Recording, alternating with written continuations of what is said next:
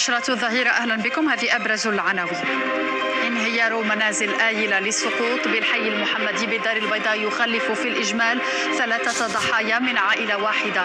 الانهيار سببه إلى جانب تهالك البنايات الأمطار الغزيرة التي شهدتها المدينة.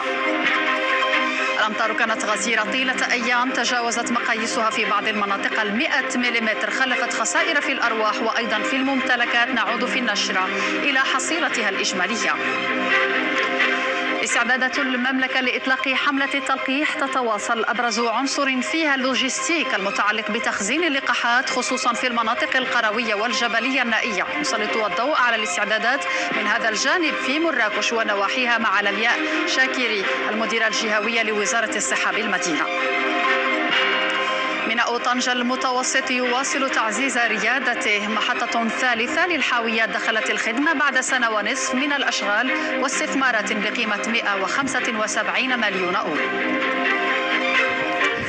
أهلا بكم. مشتهل النشرة إذن بهذا الحادث المؤسف الذي شهدته مدينة الدار البيضاء. انهيار منازل آيلة للسقوط بدرب مولاي الشريف بالحي المحمدي خلف في الإجمال 3 ضحايا من عائلة واحدة. هذا الصباح كاميرا القناة وقفت مرة أخرى في مكان الحادث. نعود إلى تفاصيله في روبورتاج سعيد بن زيزو. عثمان مواضيع، تحرير رحمة الحناوي. سكان درب مولاي الشريف لم يستفيقوا بعد من هول الصدمة، وهم يتابعون هذا الصباح عملية إزالة ركام المنازل ال3 التي انهارت أمس بفعل التساقطات المطرية الغزيرة. بمرارة يحكون ما جرى. خرجت مع 8 ديال الصباح، مع 8 ونص واحد الناس قهوة قال لي داركم راه رابت. جيت لقيت الدار رايبه. خويا تقريبا واحد 3 سوايع هو تحت الارض، جبدوا غير الدراري والدرب. لا ما ماشي، راه باقي بالعلاج. كانت ضربه الرعده ماشي 6 ديال الصباح. الدار بدات كتجي بشويه بشويه، ومن علمنا الناس الساكنه شي حاجه خرجات، والسيد ملي رجع تما للدار ديالهم هذيك 8 وقسمين الدار نهارت كامله. المأساة لم تنتهي هنا، إذ انهار بعيد 5 مساء منزل ثان ثم ثالث، وهما معا محاذيان للمنزل الأول الذي انهار صباحا، مخلفا وفاة 3 أشخاص، رجل ثم زوجته وطفلهما الذي لم يتجاوز سنه 5 سنوات. ضافرت الجهود من أجل التدخل لإنقاذ هذه الساكنة اللي تعرضوا لهذا الانهيار ديال، ولكن للأسف تم الانتشال الآخر جثتين حلول هذه الساعة 10 مساء. الحادث المؤلم يعيد مرة أخرى إلى الواجهة إشكالية الدور الآيلة للسقوط التي قد تتحول ليس في موسم الأمطار فقط، بل في أي لحظة إلى خطر جم يتهدد قاطنيها. الأخذ بالاحتياطات لازم، خصوصا وأن الأمطار تواصل هطولها على مدينة الدار البيضاء التي شهدت إذن خسائر كبيرة في الأرواح وفي الممتلكات، تساقطات مصحوبة برياح كما تتابعون في هذه الصور التي التقطت صباح اليوم. وإلى حدود صباح اليوم ومنذ 6 من صباح أمس سجلت مقاييس بالدار البيضاء بلغت 8 ملم، وهي مقاييس أقل بكثير من تلك التي سجلت خلال الأيام السابقة والتي قاربت 100 ملم.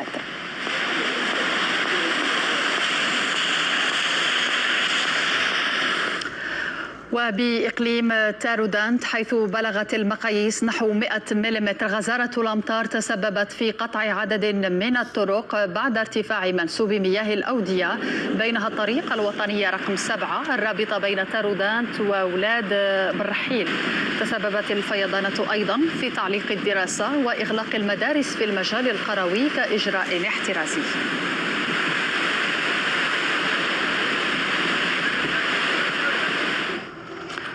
وبشكل احترازي واستباقي أيضا أقدمت العديد من المؤسسات التعليمية بإقليم الحسيمة على تعليق الدراسة بسبب رداءة أحوال الطقس والأمطار الرعدية الغزيرة التي شهدتها المناطق الجبلية.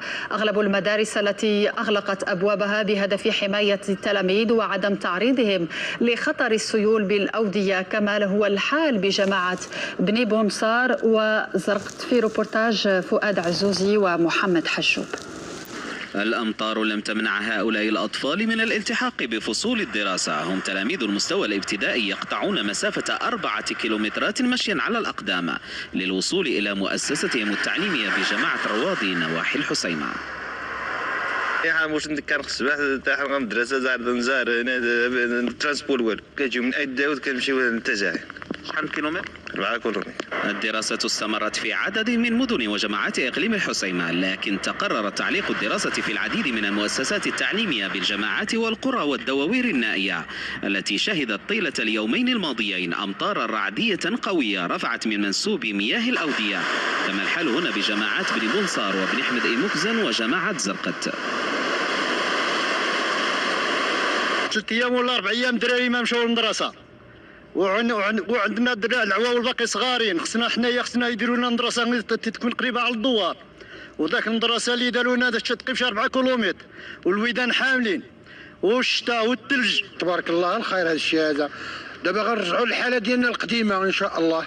والدراري انت كتشوف الويدان وكذا ما عندهمش فين خصهم الترونسبورات، خصهم المسائل ديالهم كتعرف. توقف الدراسة في العديد من المدارس خاصة مؤسسات التعليم الابتدائي بإقليم الحسيمة كان الهدف منه حماية الأطفال من خطر السيول الجارفة وصعوبة التنقل في المسالك الجبلية الوعرة، ويبقى رجوع التلاميذ إلى فصول الدراسة رهينا بتحسن الأحوال الجوية وظهور انفراجات مرتقبة في الأيام المقبلة.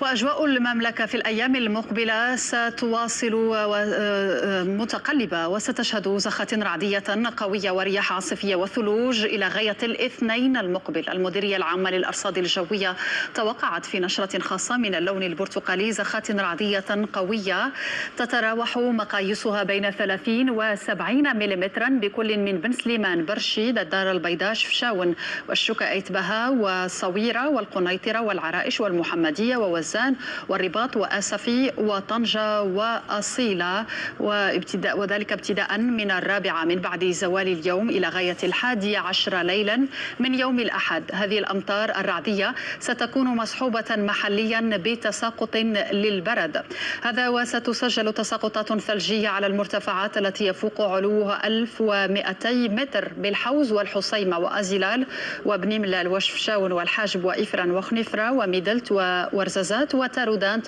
وذلك بدءا من اليوم وإلى غاية الاثنين المقبل. وطيلة الأيام القليلة الماضية مقاييس مهمة شهدتها إذن المملكة وفاقت مقاييسها 100 ملم في عدد من المناطق، حيث تواصلت دون انقطاع، وإن كان لها وقع إيجابي كبير على الفلاحة وعلى نسبة ملء السدود والفرشة المائية، فقد تسببت هذه الأمطار في خسائر طالت الأرواح والممتلكات خاصة في مدينة الدار البيضاء. نعود إلى حصيلة هذه الأمطار في تقرير لنادية اليوبي. أمطار غزيرة وصلت ماء بسماء، ليلها كنهارها لم تتوقف في معظم ربوع المملكة. سجلت مستوى قياسيا ناهز 108 ملم خلال 24 ساعة. تحولت الأمطار إلى طوفان أغرق شوارع عدد من المدن كطنجة والمحمدية والبيضاء، وأحال شوارعها إلى برك مائية وإلى وديان تجرف بقوتها ما يعترض سبيلها. فمنذ 4 من هذا الشهر والسيول الجارفة بمدها القوي تخترق البيوت وتنخر أسسها وأعمدتها. الفيضانات عرت على واقع بنية تحتية هشة تضع المسؤولين أمام سؤال: لما كلما أمطرت سماء المدن أدت الساكنة بشوارعها وبيوتها وطرقاتها الثمن، وتحول الفرح بالغيث الذي طال انتظاره إلى غصة في الحلق. وعوض أن تكون الثمار فرحة تحولت هذه الأيام إلى غصة في الحلق مردها خسائر مادية جسيمة. وما خلفته الأمطار من خسائر لسبب أو لآخر لا ينفي وقعها الإيجابي على مخزون السدود من المياه. منسوب السدود على المستوى الوطني بلغ 57 مليون متر مكعب، وما يعني نسبة ملء بلغت 38.8%. وفي جهة سوسماس التي شهدت خصاصا كبيرا في المياه، عادت الأنهار إلى الجريان وملئت السدود بنسبة 24.6%.